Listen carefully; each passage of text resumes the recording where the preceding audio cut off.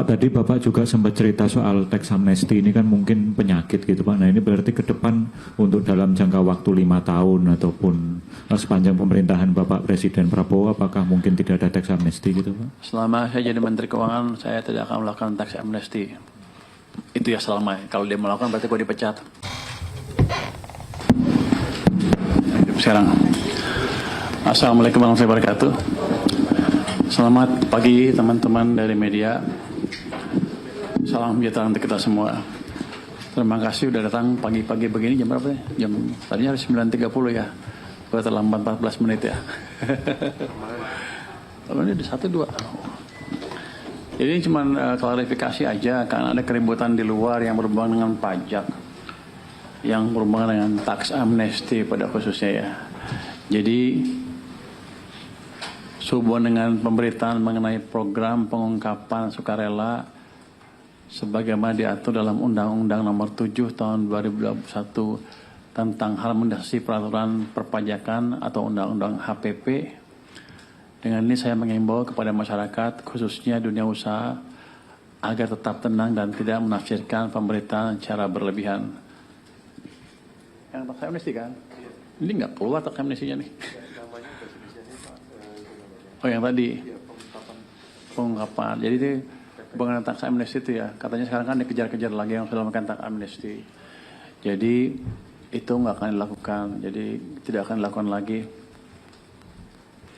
Saya akan tegur DJP agar selalu menjaga iklim usaha dan memberikan kepastian hukum kepada masyarakat sehingga kepercayaan wajib pajak dan keberlanjutan reformasi perpajakan tetap terjaga dengan baik.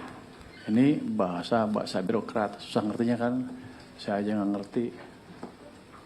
Kalau gue aja susah ngertinya, apalagi orang. Tapi pada saat gini, yang udah tax amnesty ya udah, di amnesty nggak akan digali-gali lagi. Yang sudah daftarkan itu ke depan hanya mereka harus bayar sesuai dengan bisnisnya aja, perkembangan bisnis seperti biasa. Jadi ya tadi saya akan tegur Dirjen DJP dan ke depan kan udah berkali-kali nih. Pajak mengeluarkan beberapa pengumuman yang agak meresahkan ya. Ada pajak tol, pajak ini, pajak itu. Jadi nanti ke depan yang bisa mengumumkan kebijakan pajak hanya saya, bukan Dirjen Pajak lagi. Untuk menghilangkan kesimpang siuran itu, pajak hanya eksekutor, saya yang melakukan kebijakan dan mengambil kebijakan. Itu mungkin statement pendek dari kami.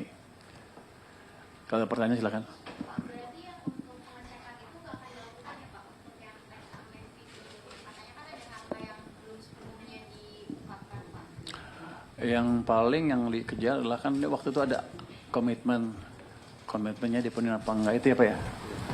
Selain itu tidak akan dikejar lagi. Kan kalau itu kan seperti jebakan. Anda masuk tamasih declare, habis itu kita kejar mana yang kurang, mana yang ini. Kalau gitu kredibilitas pemerintah akan hilang karena ke depan kebijakan serupa pasti nggak akan jalan. Dan kita seperti berburu di kebun binatang, kita akan perluas tax base, bukan itu caranya meningkatkan pendapatan pajak. Oke, silakan. Pak, kemarin kan DJP bilang ada sekitar 30.000 wajib pajak yang belum mengungkapkan hartanya di program PPS dengan sesuai ya Pak.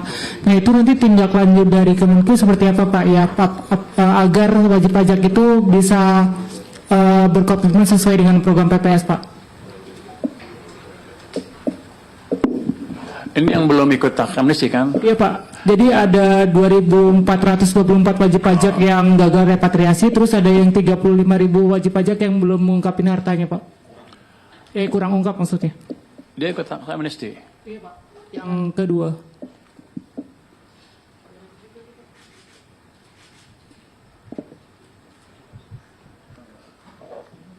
Nanti kita dalami lebih lanjut ya. Saya nggak bisa jawab sekarang. Kalau untuk saya sih begitu ke tax amnesty sudah selesai. Yang saya kejar adalah yang belum ikut, yang belum mengungkapkan dengan sesungguhnya. Itu yang akan kita kejar. Jadi kalau misalnya saya rugi, ada sebagian yang ikut tax amnesty, tapi mungkin ada kelewat beberapa aset, yaitu resiko pemerintah ketika melakukan tax amnesty itu. harusnya pada waktu eksekusi diperiksa semuanya. Gitu. Jadi itu resiko yang harus ditangani pemerintah. Kita nggak akan kejar lagi. Yang kita kejar adalah yang belum ikutan amnesti dan pendaftarannya, pelaporannya belum benar itu. Jadi kalau ada kebijakan itu nggak akan semuanya bisa sempurna. Kalau ada kesalahan jangan disalahin yang ikut. Harusnya pada waktu eksekusi itu kita berusaha dengan betul. Setelah selesai ya sudah. Kecuali ada komitmen atau janji-janji yang akan dipenuhin yang belum dijalankan, kita akan kejar itunya. Tapi nggak akan diubek-ubek seperti yang dilakukan banyak orang itu. Jadi kita tidak akan berburu di kebun binatang. Pak, bukan beberapa kali Bapak mengklarifikasi soal pajak ya Pak. Terus Iya, makanya saya capek. terus Bapak bilang emang pajak itu kan kalau mau diberlakukan ketika ekonomi tumbuh mendekati 6% ya Pak. Sekarang kan udah 561 nih. Mau mastiin aja emang tahun ini kayak gitu akan ketika nanti mendekati 6% apakah Bapak akan memberlakukan pajak? Di samping itu Bapak juga pernah bilang Bapak tuh pengennya pajak 30% per tahun gitu tumbuhnya. Pertumbuhannya ya. Ya.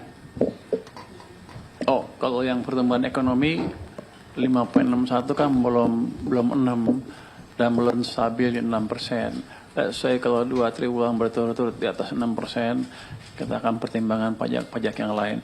Tapi untuk pajak-pajak misalnya online, approach-nya adalah untuk membuat yang offline bisa lebih bersaing.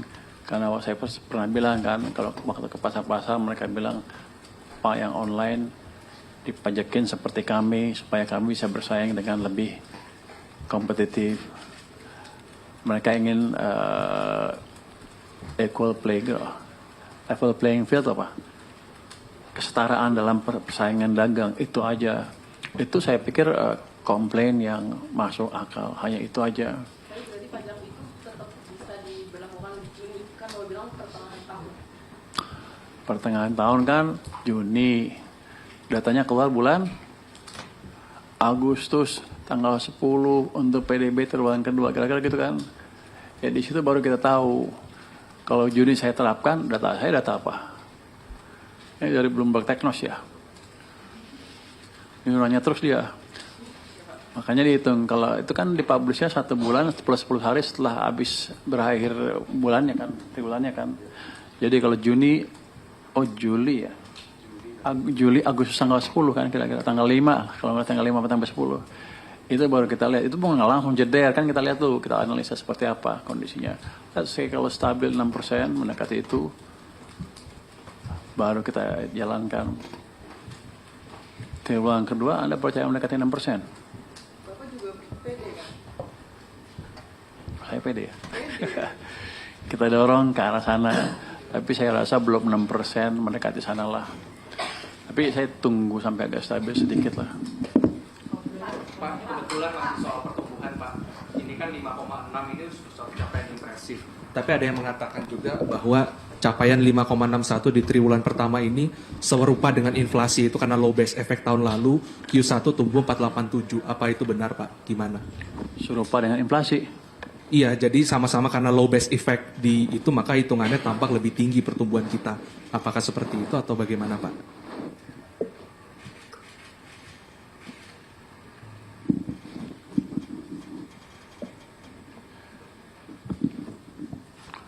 Kalau kita lihat year on year, itu kan tahunan kan.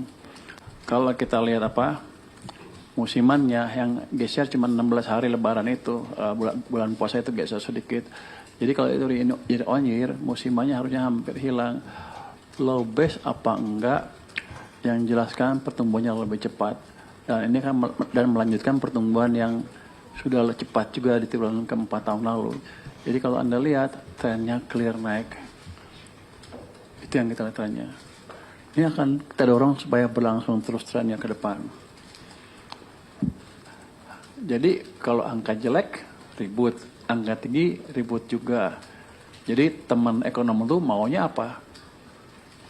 Luar negeri menghargai kita, dalam negeri nggak ini, tapi dengan data yang aneh, dengan sudut pandang yang aneh menurut saya. Menurut Anda gimana? Kalau menurut saya dari komentar ekonomi itu fisik. Bener nggak sih 5,6? Iya benar, karena dia nggak tahu apa yang saya masukin ke sistem perekonomian. Saya jaga likuiditas supaya private sektornya bisa gerak. Saya dorong belanja pemerintah di triwulan pertama dipercepat sehingga daya dorong ke ekonomi lebih merata sepanjang tahun. Terus saya lakukan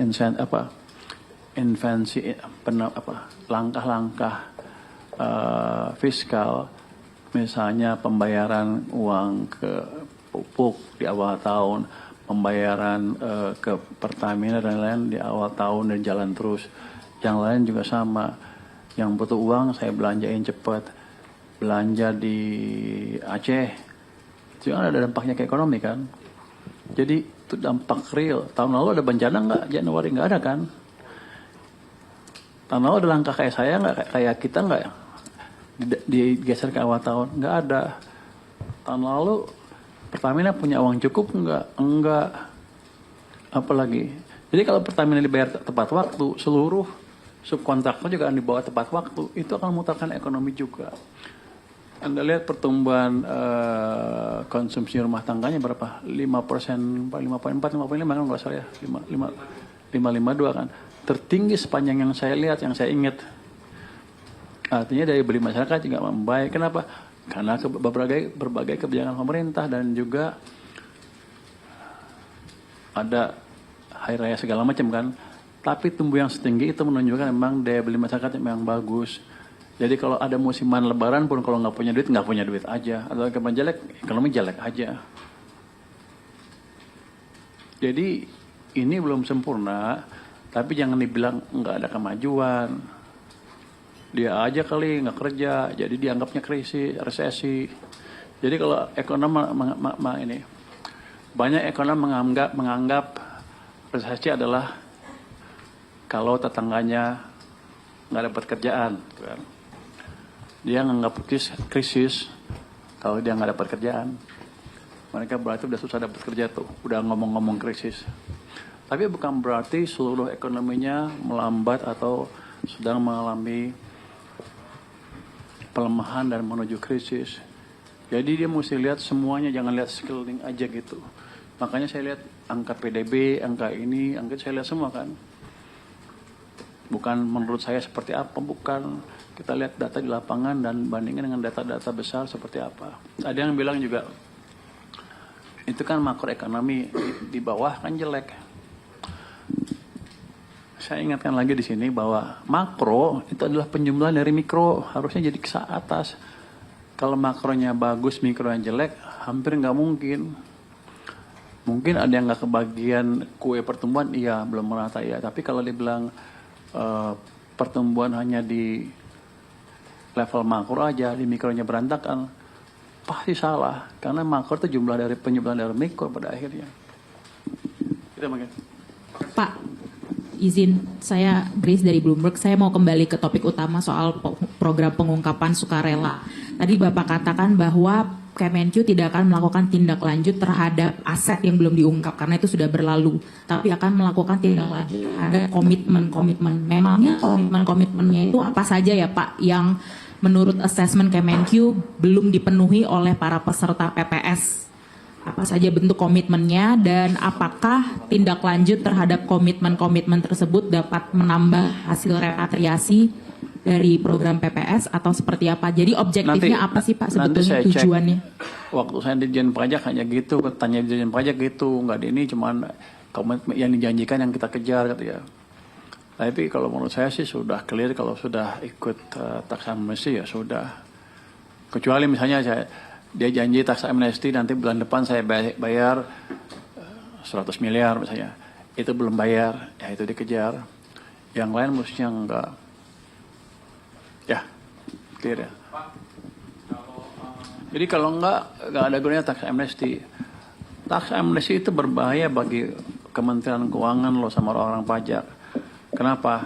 Nanti ada pemeriksaan betul enggak ininya itu, betulnya intinya itu. Sehingga orang-orang kami diperiksa terus oleh kejaksaan kan sampai sekarang. Ada yang diperiksa gara-gara tax amnesty sebelumnya kan. Jadi ke depan mungkin kita nggak akan melakukan tax amnesty lagi. Jadi teman-teman bisnis bayar pajak yang betul. Kita nggak akan ada amnesti lagi.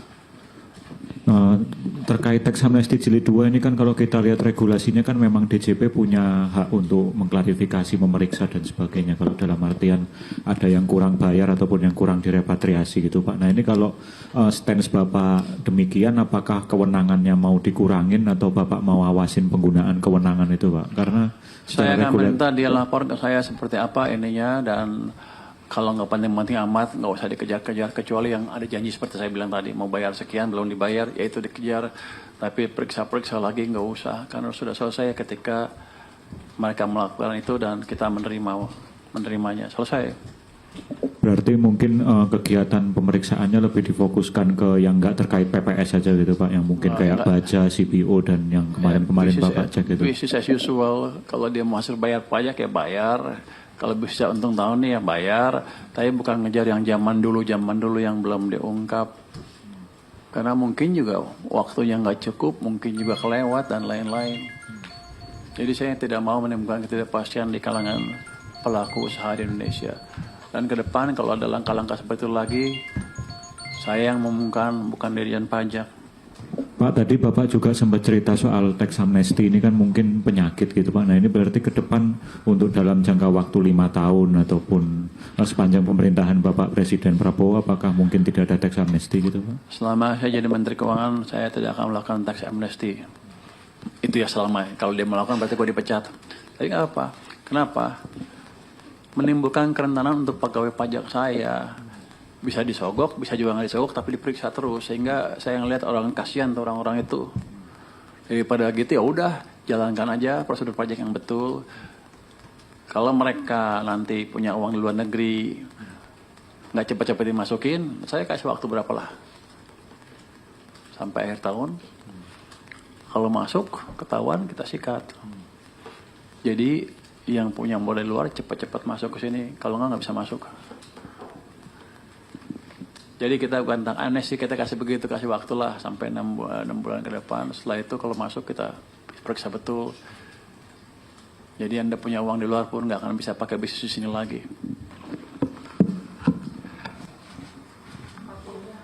Mau nanya topik lain Pak, soal aturan DHI yang berlaku 1 Juni ini, kalau dari kajian Kemenkeu itu bisa nambah potensi cadangan devisa berapa besar ya Pak? Terus berapa besar dorongannya ke penguatan rupiah Pak? Saya nggak tahu hitungnya pasti, secara teoritis kan pasti hampir sama dengan trade surplus dari sektor migas, sektor SDA kan.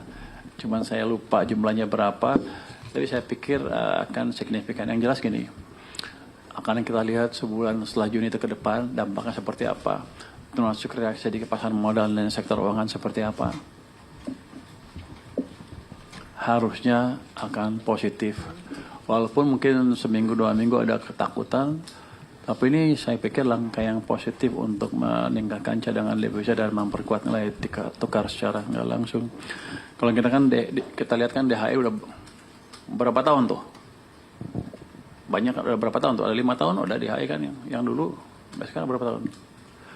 Dampaknya ke cadangan devisa hampir 0. Jadi kita perkuat supaya betul-betul ada berdampak. Atau kalau nggak berdampak sama sekali ya nggak usah. Tapi saya yakin dampaknya signifikan nanti. Kalau nggak berarti masih ada kebocoran keluar.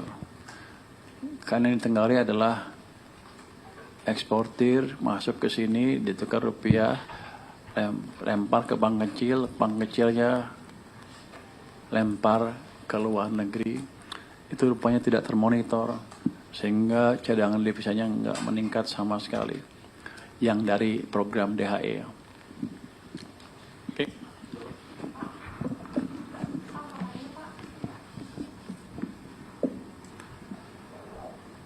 Silakan.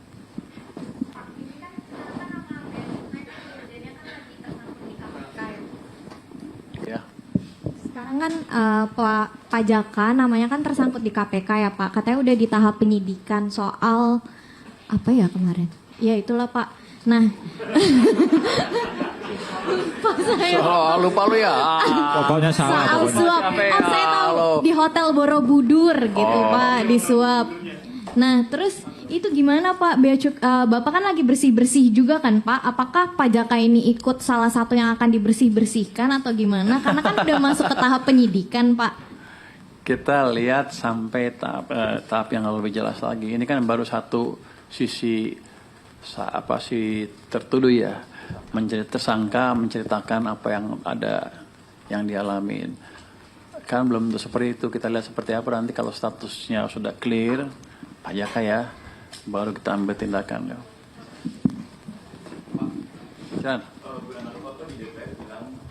Ada kemungkinan royalti untuk perusahaan tambang seperti batu bara dan nikel akan dinaikkan. Itu progresnya saat ini bagaimana ya Pak? Apakah sudah dilaporkan ke Pak Presiden? Terima kasih. Itu kan Juni, mulai Juni kan. Itu PP-nya sudah, diskusi sudah selesai, PP-nya sudah dinaikkan. Mungkin mulai berlaku awal Juni kalau saya nggak salah, betul nggak Juni kalau dia Juni yakin, kalau ini kayaknya Juni deh. Tergantung berapa cepat PP-nya diproses. Tapi diskusi sudah selesai.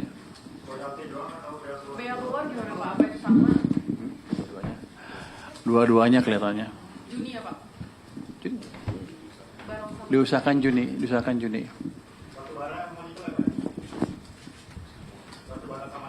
Komoditasnya Pak?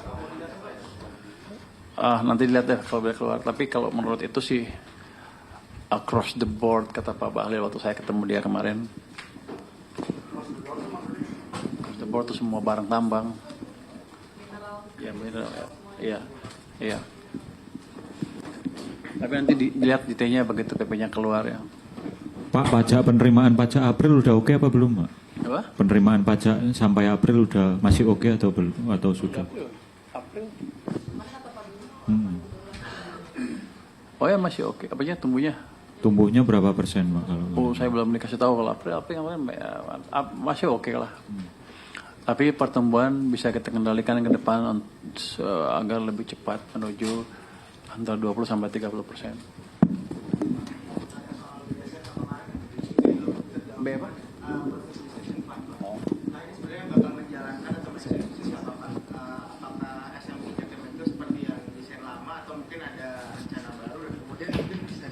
Elaborasi juga Pak untuk budgetnya bagaimana dan alokasi anggarannya dari mana? Apakah akan ada realokasi dari anggaran KL lain gitu? Terima kasih Pak. Jadi kan BSF, jadi mungkin belum kita aktifkan bond stabilization fund, tapi stabilisasi harga bond dulu. Beda rupanya kalau bond stabilization fund itu kalau krisis baru kita panggil semuanya. Ini kan nggak krisis, kita gunakan semua instrumen yang ada di kita untuk menjalankan itu. Belum pada saat sekarang belum sampai ngundang yang lain-lain, belum mengundang SMI atau IHNA atau yang lain-lain belum kita pakai. Kita manage cash aja supaya bondnya lebih stabil. Yang kita pakai bisa sell, bisa cash kita. Jadi nanti unit perbendaharaan saya akan lebih aktif, dia akan seperti treasury di private sector. Menarik sih, mereka tertarik sekali kita kasih challenge untuk jadi concern saya begini, waktu Januari sampai April itu kan rupiah melemah 400 perak dan yang keluar dari bermarket cuma 21 triliun, kan kecil. Kalau saya jaga di situ aja pasti rupiahnya akan melemahnya nggak terlalu signifikan. Itu yang saya coba jaga. Minggu ini kita akan mulai masuk. Oh lagi. Itu tadi ada 2 kali. Oh, suaranya gede nih. Apa? Soal utang di per Maret itu kan udah naik 2,9% dari yang Desember 9,7 triliun. Utang pemerintah Pak. Utang pemerintah Total. naik 2,9 per Maret 2026 ini naik dari yang Desember. Waktu itu Februari lalu tuh saya pernah nulis, saya juga pernah nanya Bapak bilang ini masih aman lah gitu. Itu Februari ya Pak. Nah kalau sekarang gimana Pak? Kan acuannya apa? Utang. Kalau kita lihat Maastricht Treaty atau acuan yang paling ketat di Eropa, rasio utang ke PDB berapa? 60%. Kita masih jauh. Kenapa lu nanya lagi? Iya masih aman, masih sekitar 40-an ke 40 lebih sedikit. Jadi aman. Singapura berapa? 180 ya, 180%. Malaysia 60% lebih, Thailand juga berapa? Tinggi semua. Kita termasuk paling hati-hati dibanding negara-negara sekeliling kita. Dibanding Amerika juga, dibanding Jepang, apa Jepang 275. Jadi kalau lihat dari itu, harusnya Anda muji-muji kita. Cuman kan nggak pernah kan? Kenapa Anda lihat dari sisi negatif terus? Lihat sisi komparatif. Jadi gini, utang itu seperti kalau satu perusahaan mau ngembangin usahanya, dia bisa utang kan. Tapi perusahaan yang kecil dan perusahaan yang besar beda kemampuannya. Kalau satu perusahaan untungnya cuma 1 juta, dia utang 1 juta udah susahan. Tapi kalau perusahaan yang untungnya 100 juta, utang 1 juta, nggak apa-apa. Makanya dibagi rasio debt to GDP, seperti itu kira-kira ya. Utang dibagi dengan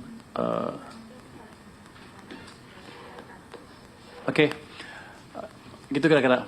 Jadi yang utamanya kita cuma dibilang ini, cukup mas berita pajak nanti malah ketutup yang lain.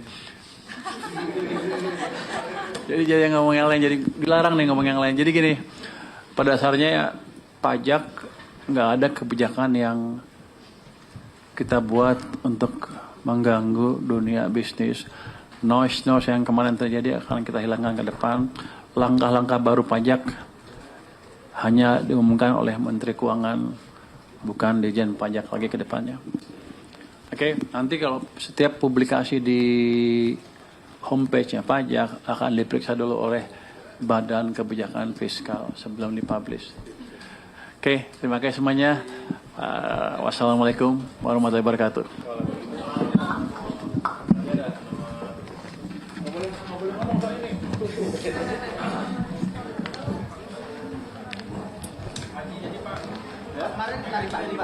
Kemarin lari pagi gimana Pak? Itu persiapan buat haji Pak.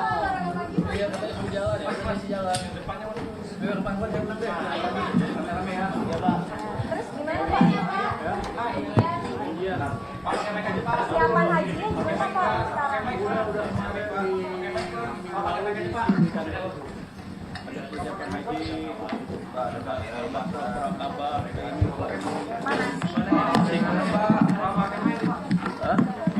Masih ini.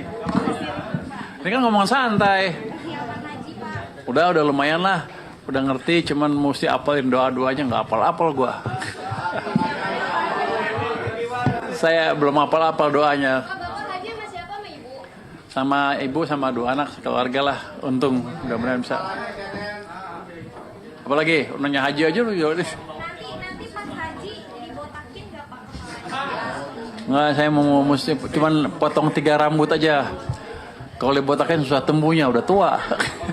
Nanti gue botak, kita pakai topi terus kalau ini kalau jumpa pers.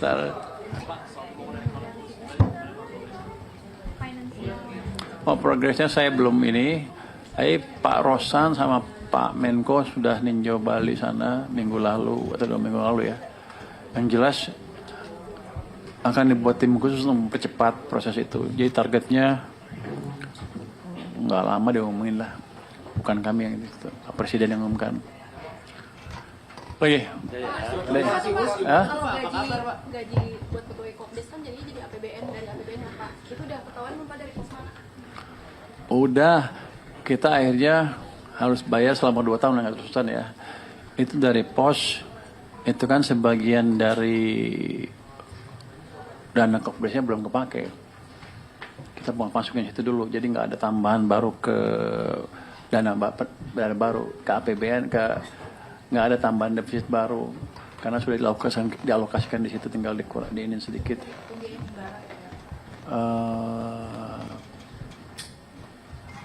Pembiayaan himbara atau mereka kalau bilang itu kan kalau belum cicilannya kan cicilannya harus 40 triliun, berarti kan belum dipakai semua kan, akan turun sedikit cicilannya, dari situ mungkin dipakai dari APBN-nya dari situ. Soal pejabat pajak kemarin gimana Pak? Yang gimana? pejabat pajak kemarin yang Besok dilantik. besok dilantik. Dalam proses ya. PNM dalam proses pembicaraan dengan Danantara. Sepertinya udah dekat lampu hijau, kelihatannya sih mereka mau lepas. Dilepas Geodipa Kelihatannya tukar sama Geodipa kelihatannya. Saya mau minta dua-duanya nggak boleh sama dia. secepatnya kita diskusi. Bulan ini atau bulan depan? Nanti siang deh. Itu kan untuk implementasinya mungkin perlu waktu, tapi persetujuan dalam bulan ini udah selesai. Tinggal laksana. Ada pencopotan pejabat nggak dalam waktu dekat? Kan besok dilantik. Besok dilantik. Iya. Siapa sih Pak yang dicopot? Besok ya. Kemarin yang dicopot gara-gara ngelosin anggaran ini Pak, motor listrik Pak. Oh, antara lain Yang anggaran itu Pak.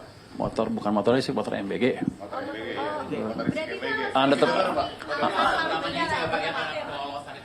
mungkin Anda tebaknya sendiri. Ya, makasih ya. Ya. Dari BGN soalnya mau konfirmasi aja. BGN bilang gitu. Oh, nggak tahu saya. Restrukturisasi bos gimana Pak? Hah? Ini restrukturisasi bos. Itu kan udah diputusin. Nanti ini sedang proses lanjutannya. Jadi dan antara sudah ngirim surat ke kita, nanti kita balas hingga bisa secara administratif diproses dengan benar. Tapi keputusannya udah selesai, tinggal dirapikan administrasinya. Ini Bapak bilang Segera. Bukan salah saya kan, sebelahnya juga lambat, tapi nggak akan cepat. Itu putusannya udah sebulan lebih tuh. Saya juga heran kenapa prosesnya lambat. Iya betul, administrasinya lelet. Tapi keputusannya udah selesai. Kita sama Danantara udah clear. Cuman dijaga jangan sampai nanti ada proses hukum yang kelewat sehingga kita repot. Oke.